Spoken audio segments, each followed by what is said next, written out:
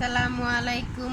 আজকে দেখাবো নারিয়েল পুলি কেমনে বানানো হয়, কেমনে বানাই আমরা ময়মনসিংহ এলাকার। তো দেখেন এখানে দিয়েছি আটার গুঁড়ি আর চাউলের গুঁড়ি একসাথে মিক্স করে সামান্য একটু লবণ দিয়ে এটা গুলাই নিছি, যেমন রুটি বানাই সে ওরকম করেই। তো এখানে একটা বেশি হইব নারকেল নিছি, নারকেল নিয়ে কুড়াই নিছি, আমি কুড়াই নিয়ে তারপর চিনি দিয়ে জাল করছি, এরকম করে জাল করে সুন্দর করে জাল করে নিছি। তো সাপ চিনি দেওয়া হয়েছে, অনেকে চাইলে গুড় দিতে পারেন বা কুশালের রস দিতে পারেন বা কুশালের চিনি দিতে পারেন, এরকম আমি সাপ চিনি কুশালের দিচ্ছি এখানে। তো এখানে রুটি বেলতেছে আমার আম্মা, আমার আম্মারে বলছি যে রুটিটি বেলে দিতে, আমার আম্মা রুটিটি বেলে দিতে আসছে এরকম করে।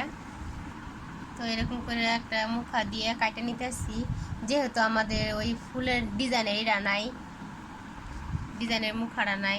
তো এরকম করে আমরা ভিতরে দিয়ে দিব নারিকেলটা। আমার আম্মু অনেক রুটি বানাই ফেলাইছে, আমি একটা একটা দিয়ে নারকেল দিয়ে কী করবো, পরাট করবো। তো এরকম করে আমি নারিকেলের গুড়টা দিয়ে নিছি এরকম করে। তো বাজিয়া নিয়েছিলাম, তো তো এটা দিয়ে রাখছি এরকম করে। তো আমি এটি বানাইছি, দুইটা বানাইছি, আর আমার আম্মা এটা বানাইছি, এরা বানাইছে আমার আম্মা। নাগলে পুরো এরকম করে বানায় মানুষে নারকেল পিঠা। তো ডিজাইন করে আমি বানাইছি, দেখেন তো সুন্দর হয়েছে না? সুন্দর হয়েছে।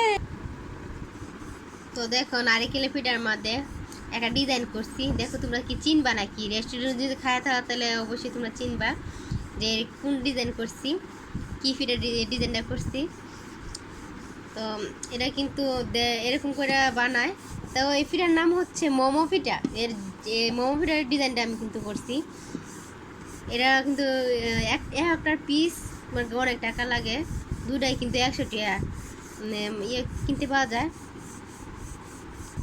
তো রেস্টুরেন্টে কিনতে পাওয়া যায় দুটা দাম 100 টাকা মোমো পিঠা। কিন্তু এই ডিজাইনটাই কিন্তু আমি করছি কুলি পিঠার মধ্যে। তো ইনশাল্লাহ দোয়া করেন আমি মোমো পিঠাও দেখাইতে পারি। পিঠা আমার হয়ে গেছে, তো এরকম হয়েছে।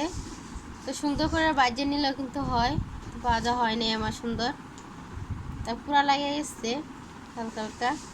আপনারা সুন্দর করে বাজিয়ে নেবেন, খয়েরি কালার করবেন বাজিয়া, দেখতে অনেক সুন্দর দেখা যাইব। খাইতে কিন্তু অনেক মজা। নারিকেল পিঠা, নারিকেল